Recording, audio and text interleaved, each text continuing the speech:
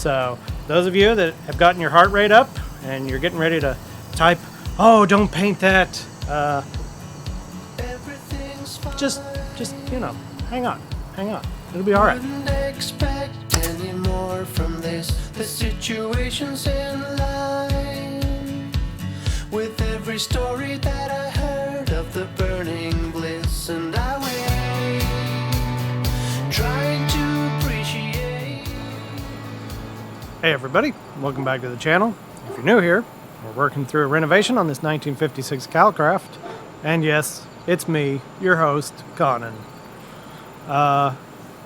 Slightly less woolly, but I'm still the same guy.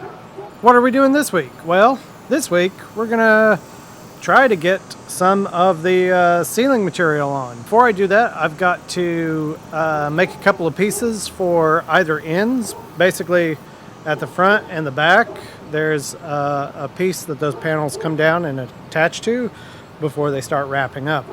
So I think what I'm going to do is I'm going to get those pieces ready, and then that way when I've got those panels ready, I can tuck them into that and start putting them up. Of course, before we do any panels, we've got to add our welting to the circumference. And before that, I kind of want to make a curved template for our upper cabinets on either side. You know, a lot of times now would be the time to do your cabinets and then put your ceiling material on. I'm going to sort of do all of this at the same time though, but I think I'm going to start with those end pieces for the tuck. Let me show you what I mean. So right here at the back, there's this little groove spot right here on either side of the wall. So what happens there is this panel tucks right into here, and it needs to be supported on a piece of wood right here. So we're going to cut that piece of wood that goes all the way across there, so that when we're ready to put this panel in, we tuck it in there, it rests on a support here, and then we can start making that curve. Up front, things are a little bit different in that we've got this piece right here, which is actually triangular, and it's also notched here and here so that it fits over the A part of the frame. Now the reason why it's triangular is because it's this shape right here. So we're going to take a 2x4 and we're going to rip it down on the table saw to make that triangle and fit in this space. So we need to know how wide it is, and we need to know what that angle is. So I'm just going to trace that on a piece of wood and get my table saw set to that angle and cut it out. There's also this sort of rhombus shaped piece that goes on the outside once that panel slots in between them. So we'll be making this after we get that ceiling panel sort of installed. And of course, be aware when I say ceiling, it's this whole thing that wraps around. This part's not really ceiling, it's sort of the front and also the rear of the camper. So to start, I'm going to take one of these 2x4s, I'm going to cut it to the width and make sure I've got a good fit in here, and then we'll cut that angle. Very nice. So with that cut to width, I'm going to cut the depth on it, and the depth is going to be from here to the start of the angle.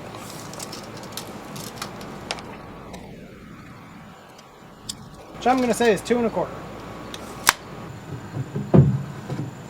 Okay, so now I need to cut the angle on the frame rails from the bottom so that this will drop down and be flush with the deck, and then I can trace the angle on the side and cut it off.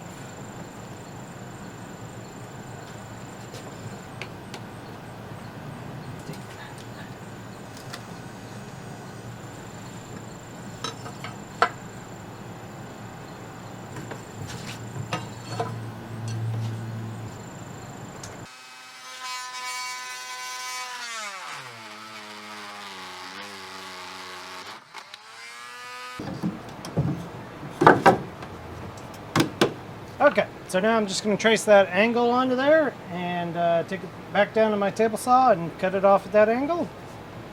And then we'll tack it into place.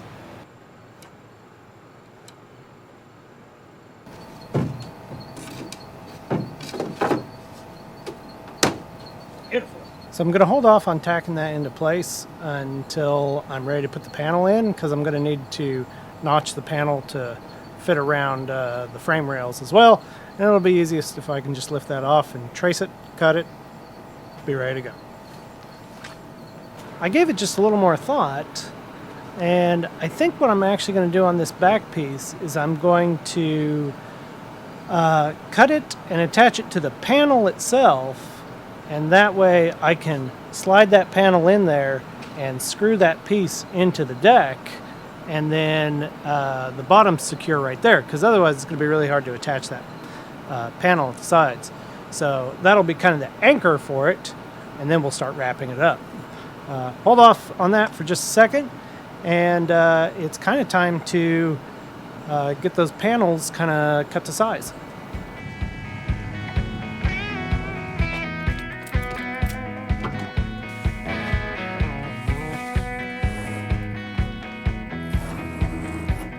So one thing that's kind of interesting about these panels, originally they were all cut to 3-foot widths, which is kind of wasteful in that what am I going to do with a bunch of 1-foot cutoffs? You know, they did 3 foot for a reason. I assume it has something to do with the amount of bend you can put in those panels. So I've got 2 that I've already ripped down to 3-foot width. So I'm going to go ahead and cut them to the camper's width, which is their length, and use my spring clamps to kind of put them in place and see how this is all going to go together.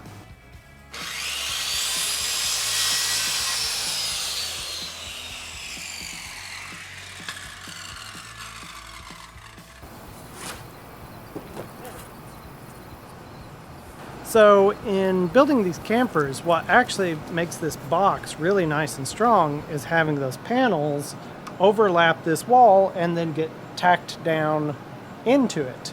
So that's the entire reason why you hear repeated over and over again that you can't tear these things apart from the inside and put them together without taking the skins off. Because there's no way from the inside to overlap that panel over your sidewall and tack it down from the outside. So when it comes to rebuilding these, what that means is you want to cut that panel to this outside width.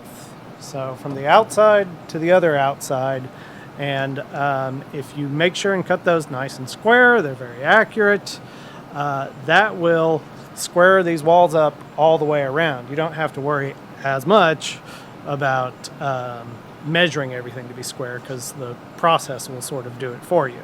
And that's always kind of nice. If you're doing something and the process of doing it makes it work, that's the difference between building and engineering.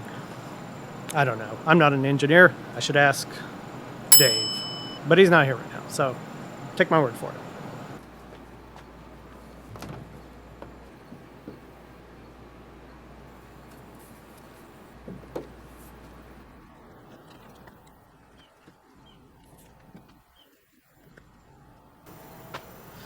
There you go. So you see I've run little spring clamps up and down both sides all the way, and I've just clamped a very thin piece of wood over that top little bit to prevent that top edge from buckling out.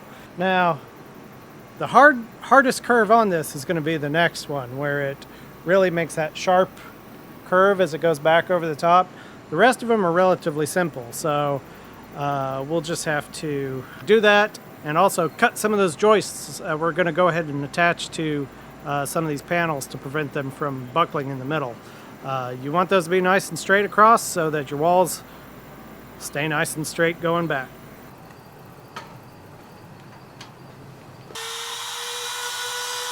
Okay, so I've just taken a couple spring clamps and clamped this piece of excess ceiling material up here.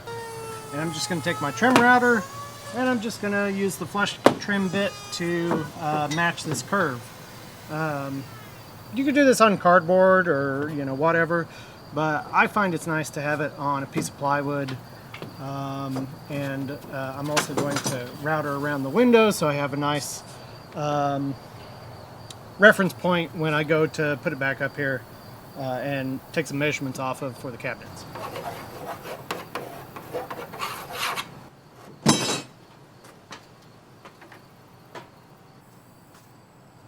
Something else y'all might have been wondering, am I going to spray these panels before I put them in so they match the walls? No, I'm not. And this is probably the part where some of you freak out, but I'm actually going to be painting the ceiling, so I'm going to do that after the fact. So those of you that have gotten your heart rate up and you're getting ready to type, "Oh, don't paint that," just you know, hang on, it'll be all right. Everything's fine. Wouldn't expect any more from this. The situation's in line with every story that I heard of the burning bliss, and I wait, trying to appreciate, and I wait, trying to evaluate.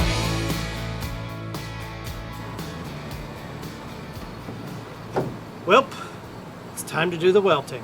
But first, let me say a little something. I have all my studs cut.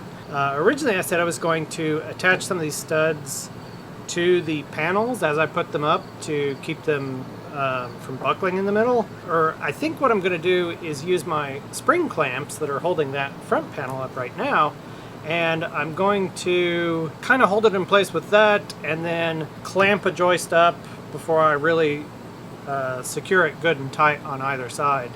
Anyway, like I said, it's time to do the welting.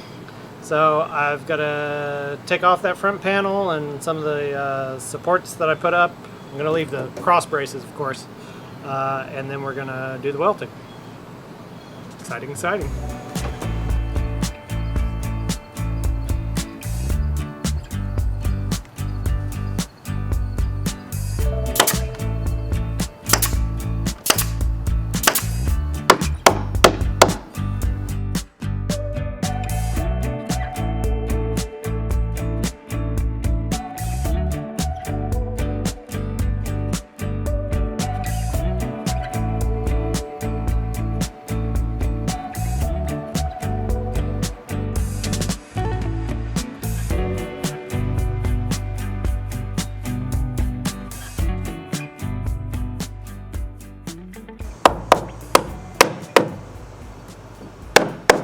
Okay, well, both sides are welted up, so the only thing that's left to do is get started on the ceiling.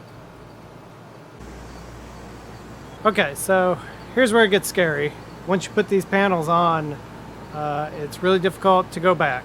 So, but the first step is going to be to, this board right here has these notches cut in it, so it fits down over the frame. So I need to take that board and trace those notches onto the panel that's going to go on the front here, cut those out, and then there's no excuse why I shouldn't be putting it in, except that it's scary. But I guess eventually I'm just going to have to do it.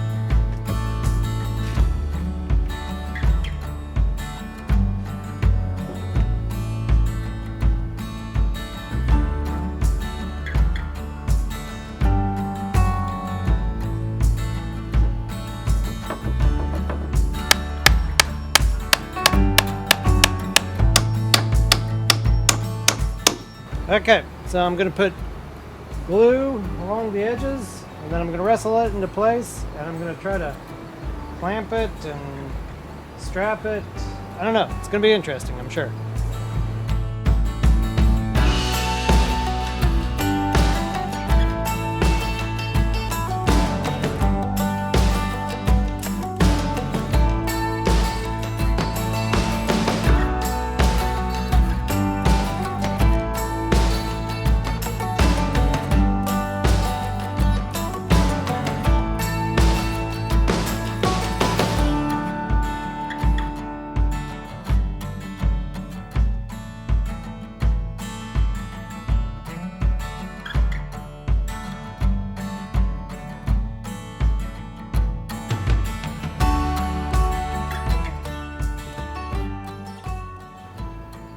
Alright, well that's going to do it for this week.